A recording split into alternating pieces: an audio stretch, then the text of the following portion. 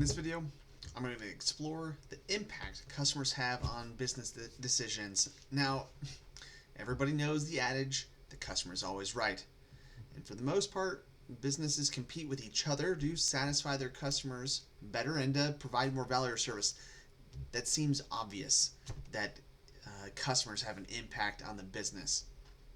But as usual, I'm going to explore some ways where that's different and how we can think about it differently to help us do better. So I want you to think about this. What happens when the customer desires something or has a need that runs contrary to the business? This could be a moral, environmental, or even just as simple as like a product direction. So for instance, Ford decided it was no longer going to make any type of cars. It was only going to do SUVs and trucks. So, changing customer desires and customer trends, they do force businesses to change some things, right? Now, were there some customers that still wanted a Ford Taurus, the Ford car? Sure.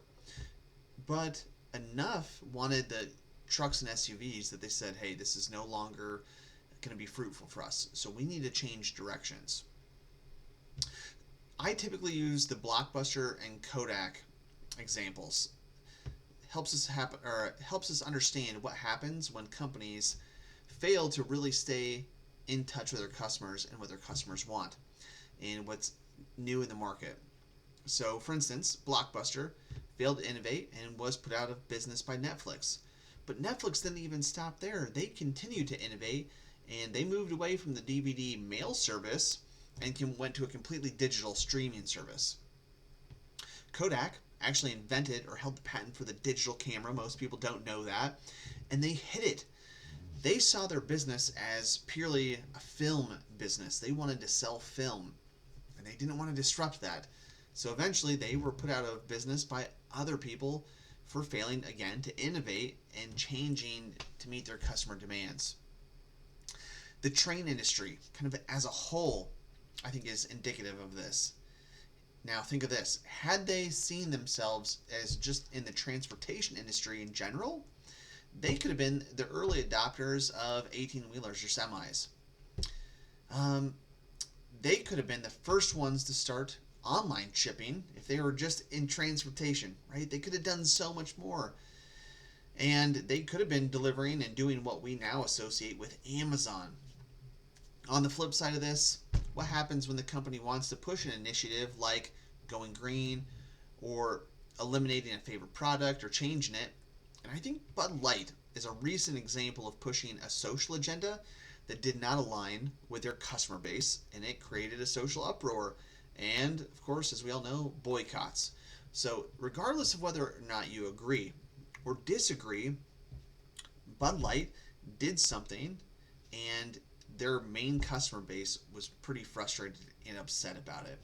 So again, the idea is that we need to be in touch with what our customers want and what is important to them. So we're trying to balance a lot of different things.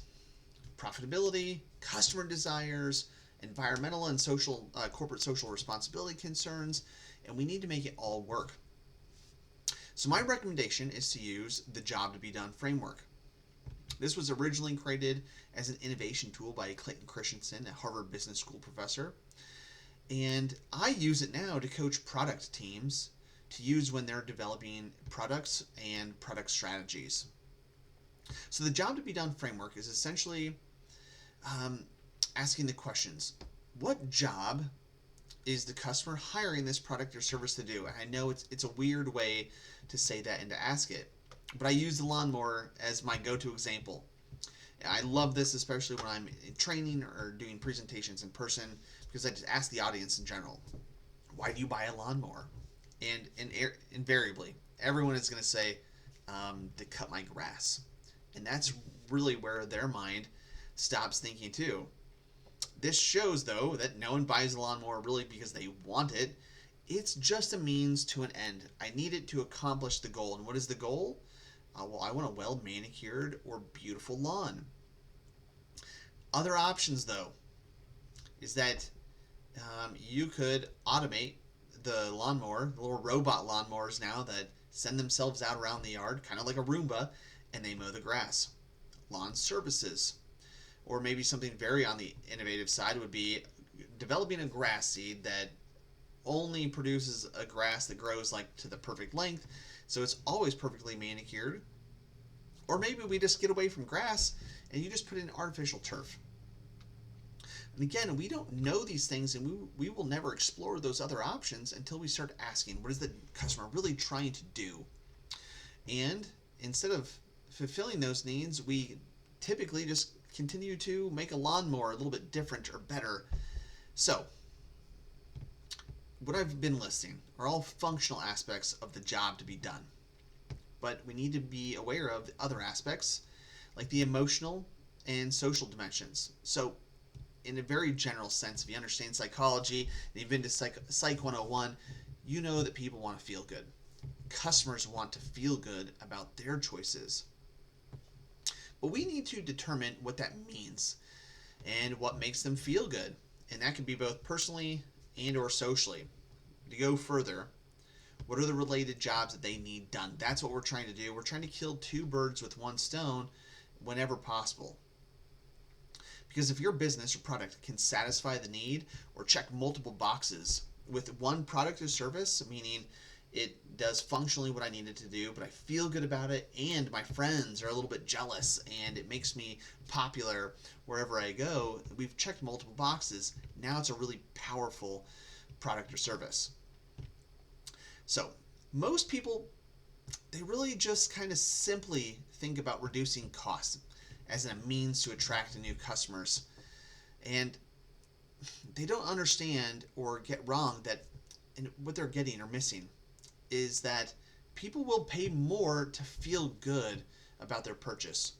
And saving money isn't enough if it doesn't check the box on these other things. This explains why people buy a Rolex. Functionally speaking, it doesn't tell time any noticeably better than a Timex does. So why spend the money? Well, if you spend more than $100 on a watch, you aren't buying a watch anymore. You're buying jewelry. And why do people buy jewelry? To show off, to flaunt their wealth. They want to be recognized out in society that, oh, you must be smart or talented or wealthy. They are displaying those things to make them look important so that other people will perceive them differently. And really, to get more specific, is that they want people to perceive them with higher value. They want their perceived value to go up. So that's why people buy these certain things and brands. I'm essentially trying to signal my wealth, my status, and other things to other people as if it matters. But hey, again, we're people after all, and that human nature is never going to go away. So the question becomes, how do you create a brand, a product, a service that people are willing to buy because it not only fulfills the functional requirements of what they need to have done, but it does so much more in the emotional and social aspects, and they're willing to pay a premium for it. And when you've created so much value that people are willing to fight to give you their money, and they're going to fight other people to give you money, now you've done something special. It's important to note that Rolex knows exactly who they are, their brand, and what their customers expect, which is why they're really choosy about where they advertise and which price points they serve.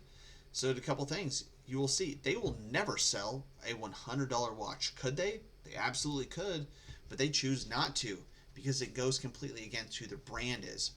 They will also never advertise with soccer or European football, which happens to be the largest sport in the world. But where do they advertise? Golf and tennis and car shows. Why? Because they want to be exclusive. They don't want to tarnish their brand. It would be bad for their brand. So no matter what customers want, they're not going to budge on these things. Why is this okay for them to do and not Blockbuster? All right, that's a question that comes up. Because they have a customer base that's willing to pay for what they have. They don't just make watches, they make status symbols. And as long as they keep their brand status, they will always be in business. right? That's what people are after, status, not just the watch. And in Blockbuster, people just had a functional requirement they needed. And when they stopped doing that better or cheaper, that's when they went out of business. So the core point here, know what you sell and who you are selling to, and you have to do that really, really well. So if you found this video helpful and you want more hands-on guidance, Mr. Vito is here to help. Reach out anytime for a consultation.